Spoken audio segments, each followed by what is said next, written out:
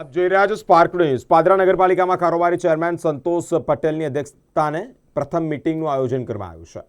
પાદરા નગરપાલિકામાં કારોબારી ચેરમેન સંતોષ પટેલની અધ્યક્ષતામાં કારોબારી સમિતિની પ્રથમ બેઠક યોજાઈ। બેઠકમાં પાદરા શહેરના વિકાસ સહિત વિવિધ મુદ્દાઓ વિસ્તૃત ચર્ચા પણ કરવામાં આવી। કારોબારી સમિતિના કુલ 9 સભ્યોમાંથી 8 સભ્યો ઉપસ્થિત રહ્યા છે। ઉપરાંત પાદરા નગરપાલિકાના વિવિધ વિભાગોના કર્મચારીઓ પણ આ બેઠકમાં ખાસ ઉપસ્થિત રહ્યા છે। બેઠક દરમિયાન કુલ 14 જેટલા મુદ્દાઓ પર ચર્ચા કરવામાં આવી છે, જેમાં અંદાજે 1 કરોડ 10 લાખના ખર્ચે સોલાર પ્લાન્ટ ઊભા કરવા અંગે મહત્વપૂર્ણ ચર્ચા કરવામાં આવી છે।